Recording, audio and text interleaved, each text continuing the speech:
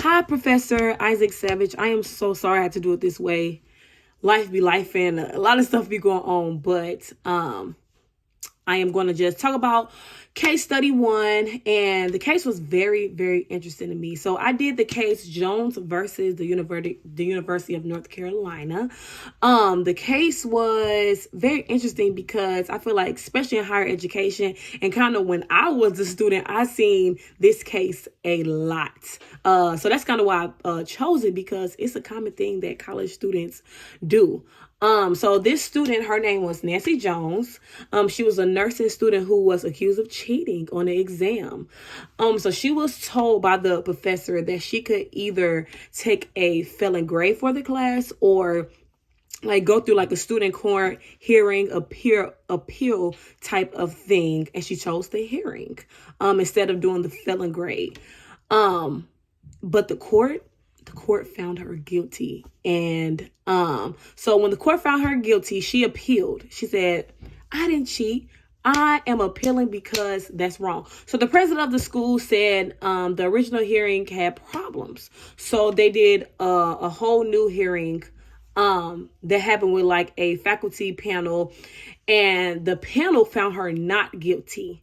But then the vice president stepped in, reviewed the written record without a new hearing, and decided she was guilty anyway. So it's just all over the place. With this, they gave her a failing grade and put her on probation, which ended up getting her kicking out the nursing program. So I think that this whole entire thing is big because she got kicked out the nursing program. Nancy, she filed a lawsuit saying her rights was being violated. That means she just felt like the school didn't give her a fair process before making a decision that really impacted her education and her future. But just thinking of stuff, you cheated. Like, you cheated on the exam and you were found guilty. And consequences come with stuff. So, the court gave her like a leeway a little bit, which let her back to school while the case continued. So it's kind of sticky. Because they thought there were serious questions and whether her rights was being violated. So the court was especially considered at the first hearing being flawed. The second panel's role was unclear. And the vice chancellor, which is the vice president, was going against a non-guilty decision without any new hearings.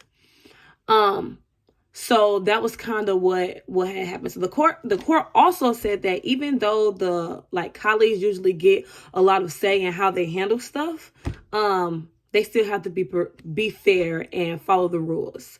So in the end, the case reminds of public institutions, colleagues, and how student rights, if this is my whole entire thing. If you know you didn't cheat and you was accused of cheating, yes, go for your rights. But if you cheated, just take the consequences when it comes to it. Because at the end of the day, like her, she got kicked out of the nursing program. So this court case was just very interesting to me because I knew plenty of people that got kicked out of school. Like, 2 of my friends got kicked out of school because they were cheating. I'm like, you cheated. Like, there's no way around it. So I love this case and I'm excited for case 2. Bye-bye.